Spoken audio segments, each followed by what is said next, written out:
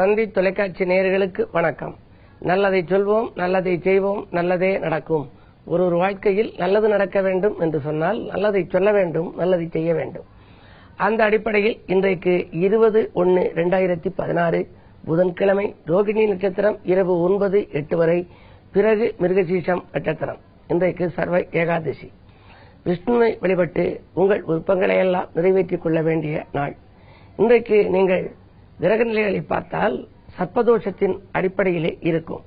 சிம்மத்திலே ராகு, கன்னியிலே குரு, துலாம் ராசியிலே செவ்வாய், விருச்சிகத்திலே சனி, தனுசு ராசியிலே புதனும் சுக்கிரனும், மகர ராசியிலே சூரியன், கும்பராசியிலே கேது. சந்திரன் மட்டும் தனியாக ரிஷபராசியிலே சஞ்சரிக்கின்றார். சர்ப்ப கிரகத்தின் ஆதிக்கத்தில் இருக்கிறது. இன்றைக்கு ஒரு குழந்தை பிறந்தால் சர்ப்பதோஷ ஆதிக்கமாகவே அதற்கு இருக்கும். இன்றைக்கு நான் உங்களுக்கு சொல்ல இருக்கிற நல்ல கருத்து, எந்த தோஷம் ஒரு மனிதனுக்கு இருந்தாலும் விநாயக பெருமானை வழிபட்டால் வெற்றிகள் கிடைக்கும். பொதுவா பூஜை அறையிலே பிள்ளையார் இருக்க வேண்டும். பிள்ளையார் இருக்கும் இடம் பெருமை வாய்ந்த இடம் என்று சொல்வார்கள். எழுதுகிற பொழுது கூட சிலர் பேனாவால் எழுதுகின்ற பொழுது பிள்ளையார் சொல்லி போட்டு சிவமயம் என்று போட்டுத்தான் எழுதுவது வழக்கம். சிலர் பேனா நன்றாக எழுதுகிறதா என்று உபயோகப்படுத்தி பார்ப்பதற்கு போடுவதாக கூட சொல்வார்கள். ஆனால் பிள்ளையாரை வழிபட்டுத்தான் எந்த காரியத்தையும் நாம் தொடங்க வேண்டுமாம். அதனால்தான் சாமி இருப்பது சாணத்தில் தெரியும் என்று கிராமத்திலே சொல்வார்கள். சாணம் இருக்கிறதே, பசுவினுடைய சாணம், அந்த சாணத்தை எடுத்து நீங்கள் ஒரு இடத்திலே வைத்திருந்தால் 1-2 நாட்கள் கழித்தவுடனே அதிலே புழுக்கள் நெளிந்து கொண்டு வந்துவிடும். ஏராளமான புழு பூச்சிகள் வந்துவிடும். ஆனால் பிள்ளையாரை வழிபடுவதாக நினைத்து அந்த சாணத்திலேயே பிள்ளையார் பிடித்து வைப்பார்கள். ஒரு கொழுக்கட்டை மாதிரி நீண்ட உருவத்திலே வைத்து பிள்ளையாரை பிடித்து வைத்துவிட்டு அதை பிள்ளையாராக பாவித்து கும்பிட்டு விட்டு வைத்துக் கொண்டால் அந்த சாணத்தில் எத்தனை நாட்களானாலும் புழுக்கள் வராது. எனவேதான் சாமி இருப்பது சாணத்தில் தெரியும் என்பார்கள். மஞ்சளிலே பிள்ளையார் செய்து வைத்திருப்பார்கள். எங்கே என்று சொன்னால், ஹோமங்கள் நடத்துகின்ற இடத்தில் மஞ்சளிலே பிள்ளையார் செய்து முதலிலே ஆவாகனம் செய்து பிள்ளையாரை வழிபட்டு விட்டுத்தான் ஹோமத்தை தொடங்குவார்கள். இப்படி எந்த செயலை செய்தாலும் நாம் விநாயகப் பெருமானை வழிபடுவதுதான் நல்லது. இந்த விநாயகருக்கு 51 வடிவங்கள் இருக்கிறது. உங்களுக்கு எந்த வடிவத்திலே உகந்தது என்று நீங்கள் நினைக்கிறீர்களோ அந்த வடிவத்தை தேர்ந்தெடுத்துக் கொள்ளலாம்.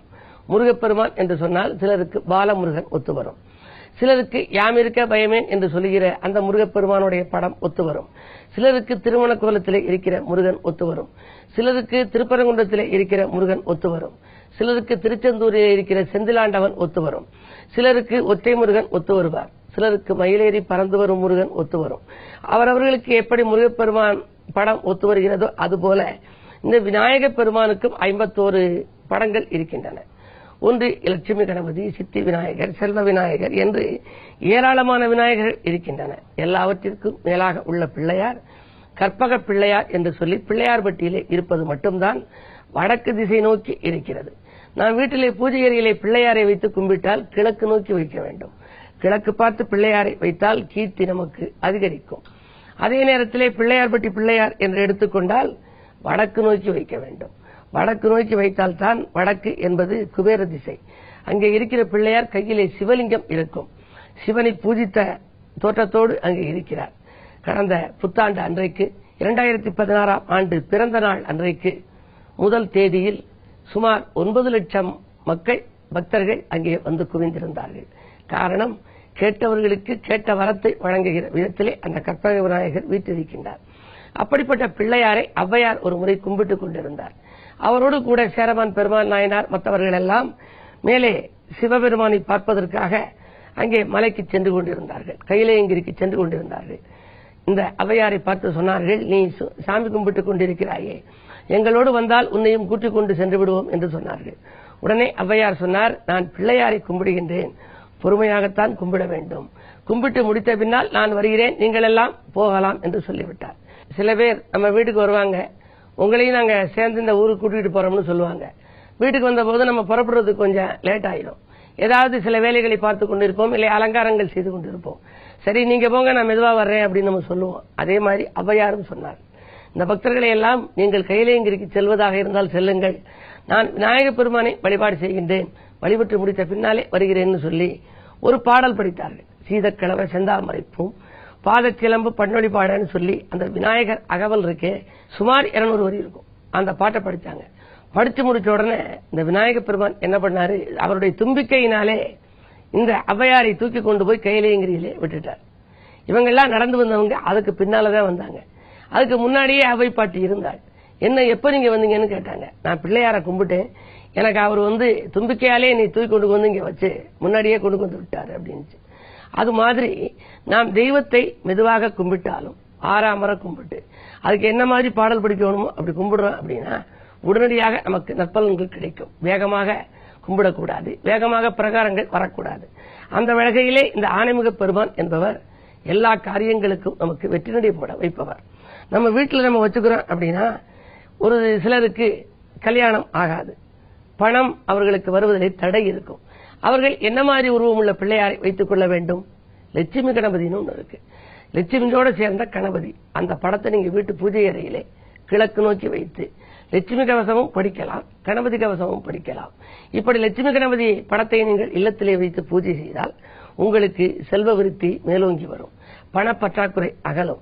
வேலை கிடைக்கவில்லை என்றிருந்த என்னுடைய நண்பர் ஒருவர், எனக்கு பொருளாதார நிலை சரியில்லை, வேலை கிடைக்கல, நான் பிள்ளையார கும்பிடுறதுல அதிக பிரியம் வைத்தவன், எந்த பிள்ளையார நான் கும்பிடுறது அப்படின்னு கேட்டாரு.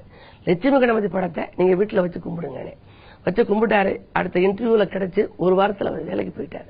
இது எதுக்கு சொல்றேன் அப்படின்னா வாழ்க்கையில நமக்கு செல்வ வளம் வேண்டும், அந்த செல்வத்தை கொடுப்பவர் லட்சுமி கணபதி. இதே போல 51 உருவங்கள் அந்த பிள்ளையாருக்கு இருக்கிறது.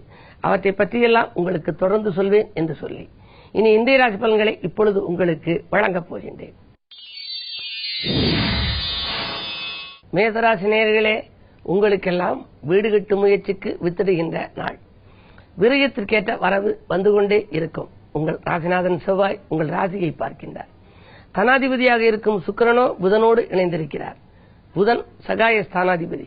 எனவே அவரோடு தனாதிபதி இணைந்திருக்கின்ற பொழுது பொருளாதார பற்றாக்குறை என்பது ஏற்படக்கூடாது. எனவே வரவு வந்து கொண்டே இருக்கும். வேண்டிய காரியங்களை வேண்டியபடியே செய்து முடிப்பீர்கள். பிள்ளைகளால் உதிரி வருமானங்களும் உங்களுக்கு கிடைக்கலாம். 12க்கு அதிபதியான குரு பகவான் வக்ர இயக்கத்தில் இருப்பது யோகம்தான்.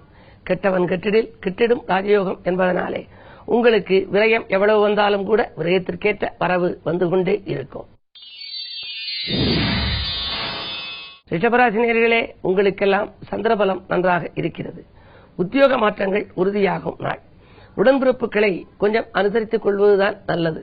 ஏனென்று சொன்னால் சகோதர ஸ்தானாதிபதி 3ஆம் இடத்திற்கு அதிபதியான சந்திரன் உச்சம் என்று சொன்னாலும் கூட சகோதர காரகன் 6ல் இருக்கின்றார்.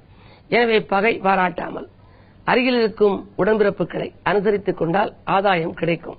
அது மட்டுமல்ல, நீங்கள் பார்க்கின்ற வேலையில் உத்தியோகத்தில் நிலையான வருமானம் வரவில்லையே, மேலதிகாரிகள் அனுகூலமாக நடந்து கொள்ளவில்லையே, எப்பொழுதுதான் இந்த உத்தியோகத்தில் மாற்றங்கள் வரும் அல்லது நிலையான வருமானம் நமக்கு கிடைக்கும் விதத்திலே ஏதேனும் உத்தியோகம் கிடைக்குமா என்றெல்லாம் சிந்தித்தவர்களுக்கு இன்றைக்கு ஒரு நல்ல பலன் கிடைக்கப் போகின்றது. உத்தியோக மாற்றங்கள் உறுதியாகலாம்.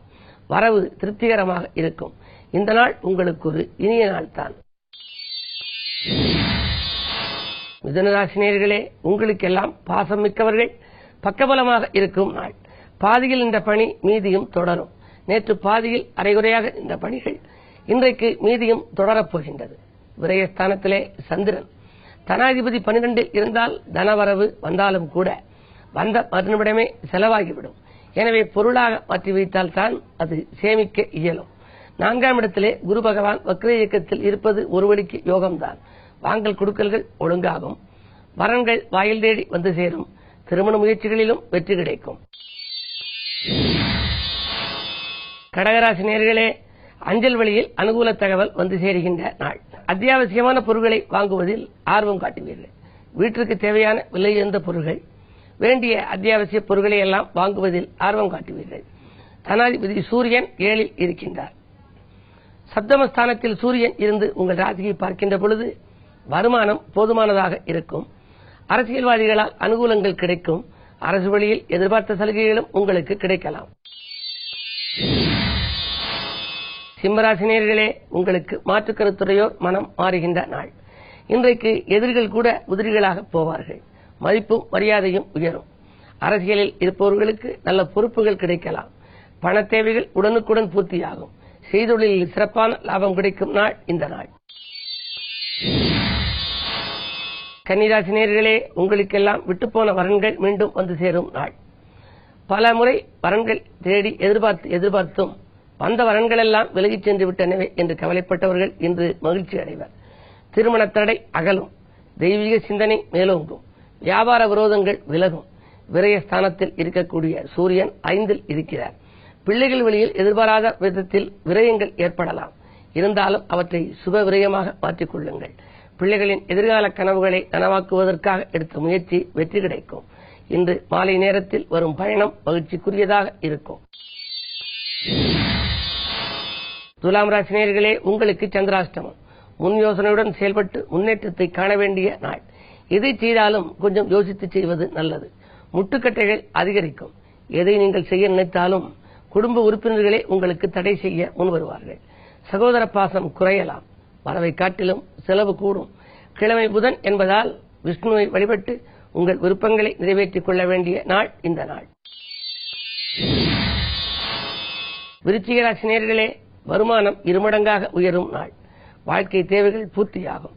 வளர்ச்சிக்கு நண்பர்கள் ஒத்துழைப்பு செய்வார்கள். ஜென்மச்சனி என்பதால் ஆரோக்கிய தொல்லை உண்டு என்றாலும் கூட ஓரளவு மருத்துவத்தால் சரியாகிவிடும். 2ஆம் இடத்திலே புதனும் சுக்கிரனும். புத சுக்கிர யோகம் இருப்பதால் வருமானம் திருப்திகரமாக இருக்கும். மாமன் மைத்துனர் வழியில் மங்கள நிகழ்ச்சிகள் நடைபெறுவதற்கான அறிகுறிகள் தென்படுகின்றன. சேமிப்பு உயரும் நாள் இந்த நாள். தனுசு ராசி நேயர்களே, உங்களுக்கெல்லாம் ஆர்வம் காட்டாத செயலில் கூட ஆதாயம் கிடைக்கும் நாள்.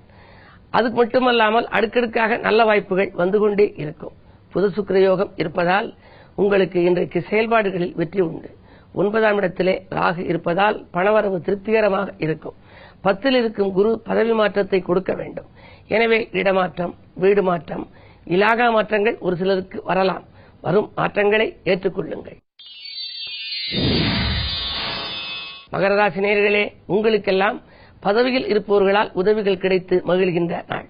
பணிமாற்றம் செய்வது பற்றிய சிந்தனை மேலோங்கும். சூரிய பலம் நன்றாக இருந்தாலும் கூட அஷ்டமாதிபதியாக சூரியன் இருப்பதால் கோபம் அதிகரிக்கும். கோபத்தை கொஞ்சம் குறைத்துக் கொள்வதுதான் நல்லது. முன்கோபமே உங்களுக்கு முட்டுக்கட்டையாக இருக்கலாம். பல நல்ல காரியங்கள் நடைபெற நினைக்கின்ற பொழுது ஒரு சிலர் கோபத்தின் காரணமாக அவற்றை செய்ய இயலாமல் கூட போகலாம். மாலை நேரத்தில் ஒரு எதிர்பாராத விரயமும் உண்டு. கும்பராசி நேயர்களே, மாற்று மருத்துவத்தால் மனக்கலக்கம் அகலும் நாள். உடல் நலத்திற்கு மாற்று மருத்துவத்தை மேற்கொள்ளுங்கள். மக்கள் செல்வங்களால் உங்களுக்கு உதிரி வருமானங்களும் கிடைக்கும். ஆன்மீக நாட்டம் அதிகரிக்கும். தனாதிபதி 8ல் இருப்பதால் புதிய தொழில் தொடங்கும் முயற்சிகளில் ஒரு சிலர் ஈடுபடுவார்கள். இழப்புகளை ஈடு செய்யும் விதத்தில் புதிய ஒப்பந்தங்களும் வந்து சேரலாம். இந்த நாள் உங்களுக்கு இனிய நாள். மீனராசி நேயர்களே, குழப்பங்கள் அதிகரிக்கும் நாள். கொள்கை பிடிப்பை கொஞ்சம் தளர்த்திக் கொள்ள வேண்டிய நேரம் இது. 8லே செவ்வாய். வாகனங்களில் செல்லும் பொழுது கவனம் தேவை. எலும்பு நரம்பு சம்பந்தப்பட்ட பாதிப்புகள் ஏற்பட்டு அகலும். 6லே ராகு இருப்பதால் அஷ்டலட்சுமி யோகம் உண்டு என்பதால் பண தேவைகள் மட்டும் உடனுக்குடன் பூர்த்தியாகும். மாலை நேரம் மகிழ்ச்சிக்குரியதாக இருக்கும். மேலும் விவரங்கள் அறிய தினத்தந்தி படியுங்கள்.